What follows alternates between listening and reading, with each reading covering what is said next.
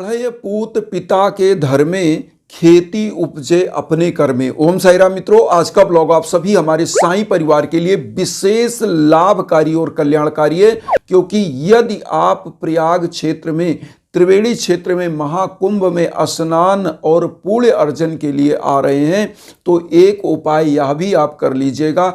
आपके कुंडली में अगर ग्रहों की दिक्कत चल रही है, चाहे शनि की दिक्कत, शनि की कुदृष्टि चल रही है, या सूर्य ग्रह नीच का चल रहा है, या गुरु ग्रह आपका गुरु चांडाल योग, या कुंडली के 9 ग्रहों की आप शांति चाहते हैं तो बहुत ही विशेष योग है। क्योंकि 1-1.5 महीने जो यह महाकुंभ का मेला आपका चल रहा है, इसमें अगर त्रिवेणी स्नान के लिए आ रहे हैं, गंगा स्नान के लिए, तो यह उपाय भी कर लीजिएगा। इसी के साथ साथ आपका कल्याण होगा और जो मांगोगे वह आपको प्राप्त होगा। करना क्या है, क्योंकि लिखा गया है गंगे तो दर्शनार्थ मुक्ति, गंगा के दर्शन मात्र से ही मुक्ति हो जाती है और आप त्रिवेणी में एक डुबकी लगाते हैं तो आपका कल्याण हो जाता है।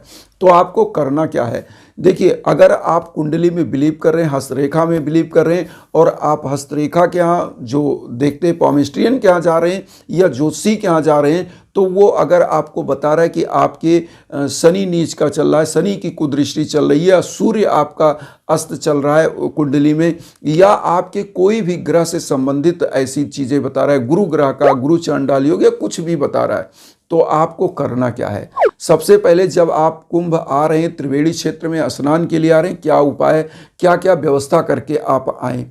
सबसे पहले आप ले लीजिए घी और एक मिट्टी का दीप, 1.25 पाव तिल, काला तिल लेना है। उसके बाद आपको हल्दी ले लेना है पिसी, कम से कम 100 ग्राम, और उस 1 लोटा तांबे का लोटा ले लीजिए।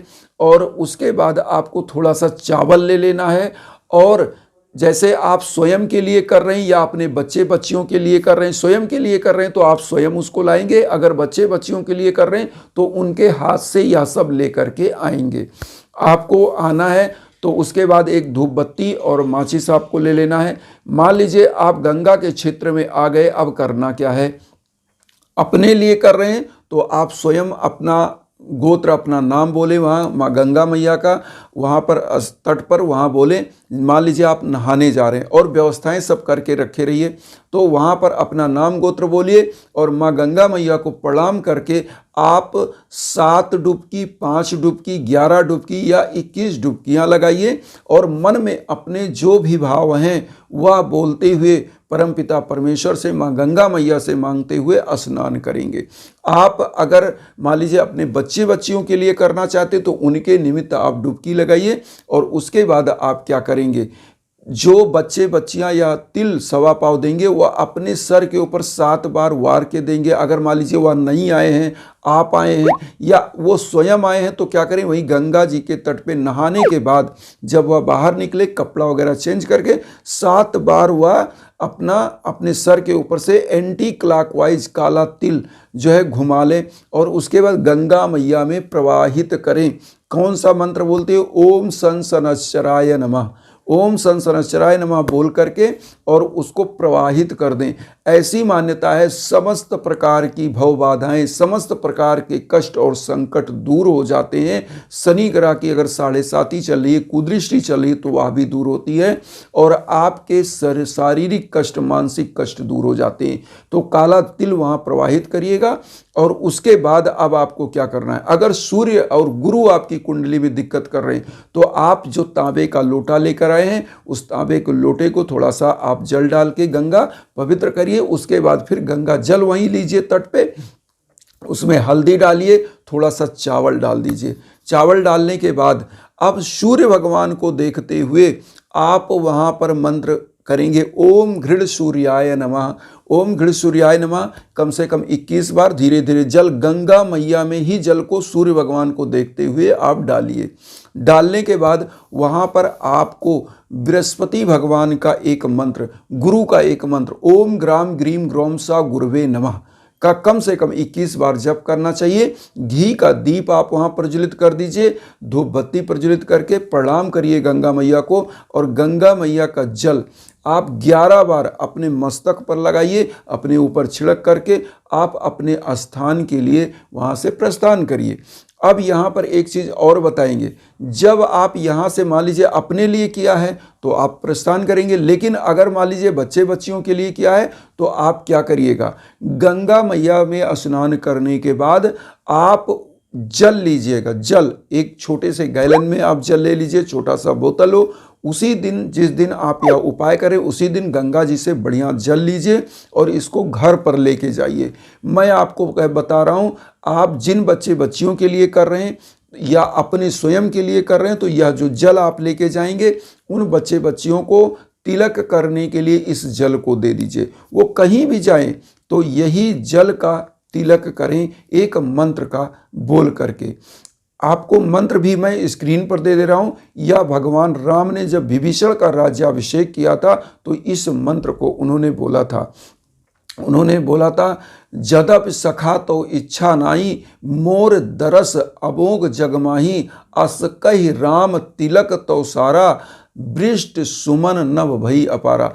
तो ये मंत्र को आप बोल करके तिलक करें। हम मंत्र स्क्रीन पर दे रहे हैं, उस मंत्र को आप देख लीजिएगा और इस मंत्र को बोल करके आप चंदन लगाते हैं और इस गंगा जल का और कहीं भी जाते हैं तो आपको सदैव सफलताएं प्राप्त होंगी।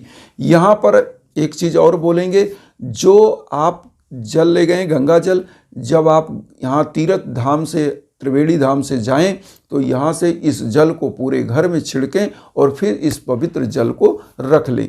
इस प्रकार से आप कहीं भी जा रहे हैं, स्वयं या आपके बच्चे बच्चियाँ, उनको तिलक बोलिए करें इस गंगा जल को लगा करके और अपने गंतव्य स्थान को जाएं। जो भी कर्म करने जा रहे हैं, पवित्र कर्म, जो अच्छे कर्म होते हैं उसमें भगवान जरूर साथ देते हैं। और ये जो आस्था होती है, जब इसको आप करते हैं तो आपके अंदर एक सकारात्मक ऊर्जा का वास होने लगता है और आपका कार्य कॉन्फिडेंस के साथ बनने लगता है। क्योंकि जब आप किसी भी चीज़ का अवलंबन लेते हैं, धर्म का सहारा लेते हैं, तो परमात्मा जो एक ऐसी पॉजिटिव एनर्जी है जिसको हम परब्रह्म बोलते हैं, जिसको हमने देखा नहीं है लेकिन महसूस किया है। जैसे साईं बाबा का 11 वचन, उसमें लोग कहते हैं, मुझे सदा जीवित ही जानो, अनुभव करो सत्य पहचानो।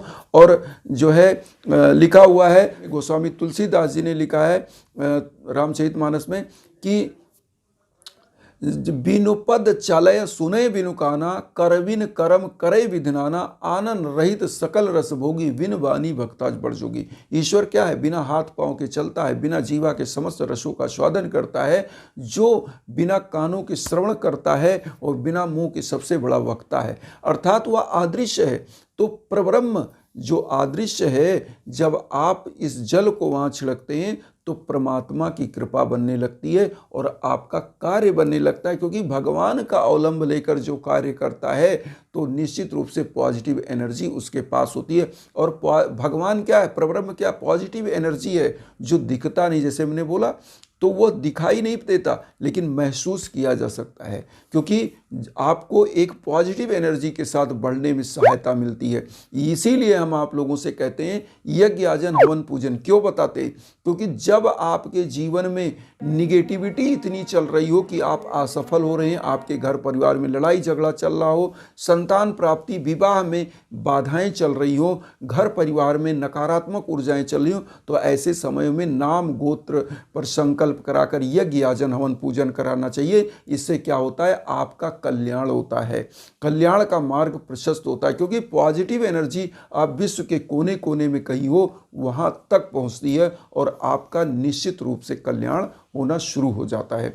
तो इन्हीं भावनाओं के साथ एक चीज कहेंगे कि अगर आपके जीवन में किसी प्रकार की भीषण बाधा है तो आप हमारे इंस्टाग्राम पर संपर्क कर सकते हैं। हम इंस्टाग्राम का लिंक वीडियो के बीच बीच में देते हैं।